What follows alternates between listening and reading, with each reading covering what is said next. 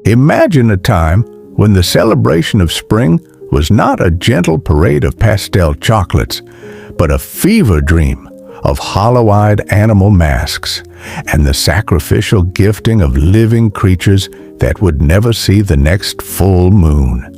Number 5. Extreme Easter bonnet competitions. We often think of the Easter bonnet as a quaint, flowery accessory, a simple touch of Sunday morning elegance. But for a long stretch of the early 20th century, these hats transformed into something far more predatory and grotesque. The competition for the most impressive headpiece reached a level of psychological warfare, where extreme meant more than just a few extra ribbons. It meant wearing an entire ecosystem on one's head. Some of the most sought-after bonnets featured actual taxidermy, stiff, unblinking birds perched in mid-flight, their glass eyes staring into the crowd, or miniature, hyper-realistic nests filled with the actual eggs of wild species. The result was a visual that bordered on the occult as women walked down the street with the weight of deceased forest creatures balanced precariously on their brows. This wasn't about style. It was about a desperate, almost obsessive need to manifest the rebirth of spring through the display of preserved death. As the years went on, the designs became even more architectural and unsettling, with some bonnets reaching 2 or 3 feet in height, adorned with mechanical moving parts or heavy dripping layers of wax-covered flowers that looked like melting flesh in the midday sun. People took these competitions with a grim, silent intensity, and to see a parade of these towering, feathered monstrosities was to witness a culture that had lost its grip on the boundary between celebration and the macabre. The bonnets weren't just hats. They were trophies of a strange vanity that demanded the natural world be conquered, stuffed, and worn as a crown of conquest. Number 4. Wearing full, creepy animal costumes. Long before the modern mascot became a polished, smiling cartoon, the Easter Bunny was a figure of pure, unadulterated nightmare fuel. In the 1950s and earlier, costumes were often handmade from heavy burlap, matted fur, and oversized papier-mâché heads that featured tiny, sunken eye slits and jagged, hand-painted grins. To see a 6-foot-tall rabbit with unmoving vacant pupils standing in the corner of a dimly lit living room was a standard part of the holiday experience. These costumes didn't aim for the cute or the approachable. They possessed an uncanny totemic quality that felt more like a pagan ritual than a family-friendly visit. Children were routinely sat upon the laps of these towering silent leopards, their faces twisted in genuine terror while their parents looked on with a strange, detached approval.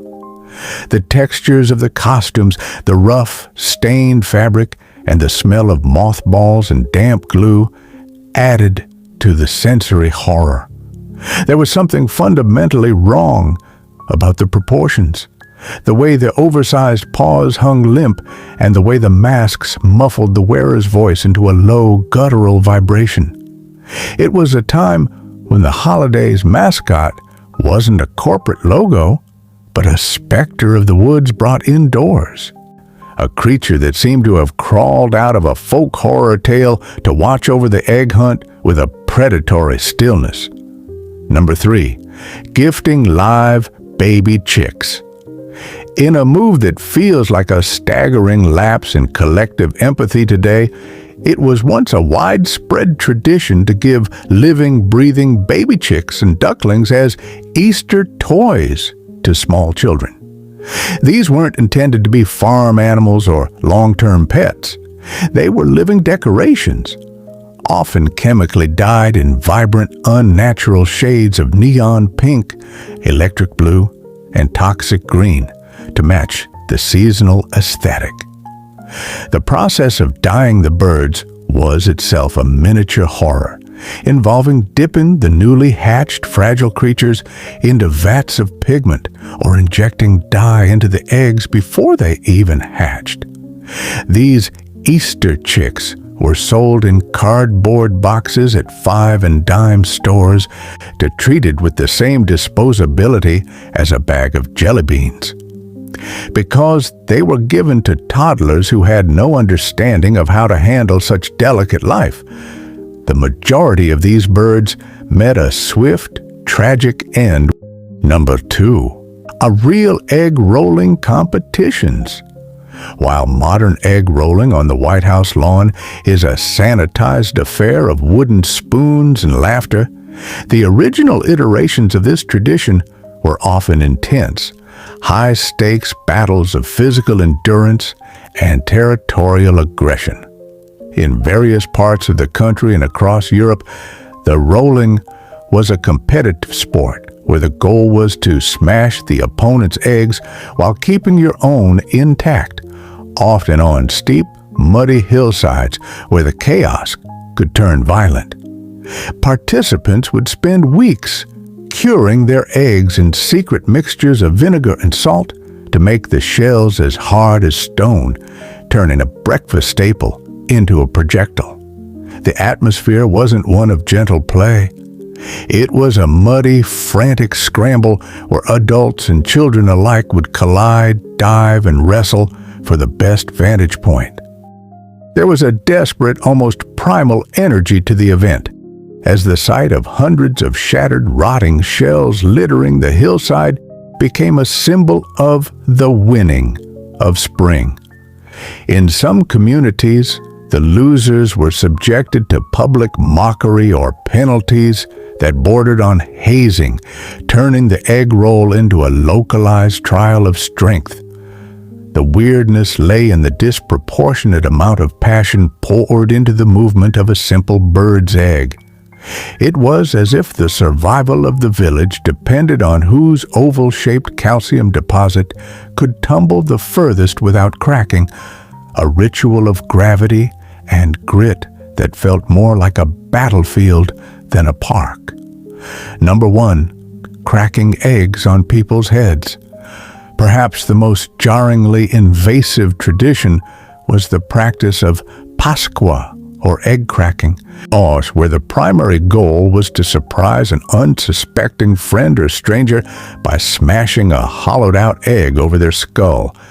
In its more refined versions, these were cascarones filled with confetti.